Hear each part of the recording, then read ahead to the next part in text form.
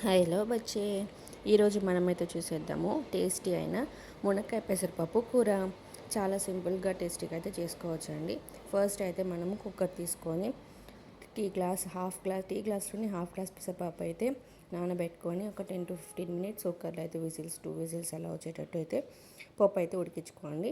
మునక్కాయ పెసరపప్పు కూరకి అయితే మనకు కావాల్సిన పదార్థాలు అయితే మునక్కాయలు, ఎర్రగడ్డ, టొమాటో, పచ్చిమిర్చి, వెల్లుల్లి, కరివేపాకు అండ్ అల్లం వెల్లుల్లి పేస్ట్. ఇవన్నీ నీట్గా వాష్ చేసుకొని ముక్కలు చిన్న చిన్న పీసెస్గా అయితే కట్ చేసుకోండి. టొమాటో, ఎర్రగడ్డ. తర్వాత అయితే బాండలి పెట్టుకొని 3 tablespoons ఆఫ్ ఆయిల్ వేసుకొని ఆవాలు, జీలకర్ర, తర్వాత అయితే మనము ఎర్రగడ్డ వేసుకుందాము. నీట్గా కట్ చేసుకున్న ఎర్రగడ్డలు అయితే యాడ్ చేసుకుందాము. ఎర్రగడ్డ అయితే మనం గోల్డెన్ కలర్ వచ్చే వరకు అయితే మనము వేయించుకుంటూ ఉండాలి. తర్వాత ఎర్రగడ్డ అయితే గోల్డెన్ కలర్కి వచ్చిన తర్వాత మనము తీసి పెట్టుకున్న పచ్చిమిర్చి, వెల్లుల్లి అండ్ కరివేపాకు అయితే యాడ్ చేసుకోండి. మూడు యాడ్ చేసుకుని కొంచెం రోస్ట్ అయిన తర్వాత మనమైతే జింజర్ గార్లిక్ పేస్ట్ అయితే యాడ్ చేసుకుందాము.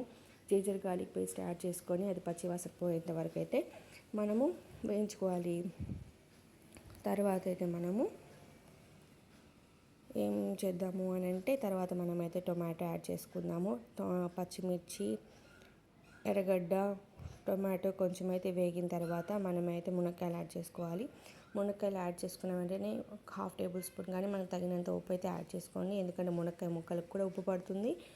తర్వాత మునక్కాయ ముక్కలకి ఉప్పు పట్టాలి కాబట్టి మనం వెంటనే అయితే ఉప్పు యాడ్ చేసుకుంటే చాలా మంచిది. మునక్కాయ ముక్కలు కొంచెం మెత్తపడేంత వరకు అయితే మనము అప్పుడప్పుడు కదుపుకుంటూ వేయించుకుంటూ ఉండాలి. మునక్కాయ ముక్కలకి కొంచెం మెదిపోయిన తర్వాత మనమైతే పెసరపప్పు అయితే యాడ్ చేసుకుంటాము. మనమైతే తర్వాత ఉప్పు, కారం, పసుపు, ఇందాక ఉప్పు సరిపోని వాళ్ళైతే ఉప్పు యాడ్ చేసుకోండి.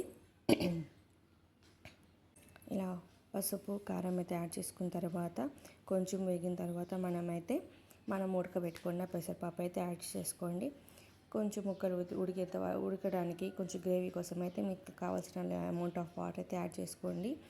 తర్వాత కింద మాడకుండా అప్పుడప్పుడు కదుపుకుంటూ మూత పెట్టుకుంటూ ఒక 2-3 minutes అలా ఉడికేలాగా ముక్క మెత్తబడేదాకా మునక్కాయ మనం అయితే చేసుకుంటే మునక్కాయ టేస్టీ అయినటువంటి సింపుల్ మునక్కాయ పెసరపప్పు అయితే రెడీ అయిపోతుంది. థ్యాంక్ యూ అండి. Subscribe to my YouTube channel.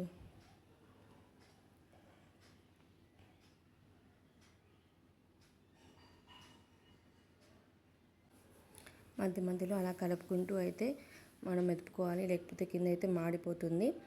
అలా కలుపుకుంటూ ఒక 2-3 minutes అయితే మనం ఉడికించుకుంటే మన టేస్టీ పెసరపప్పు కూర అయితే రెడీ. లాస్ట్లో కొత్తిమీరగా అయితే గార్నిష్ చేసేసుకోండి. Thank you. Subscribe to my YouTube channel.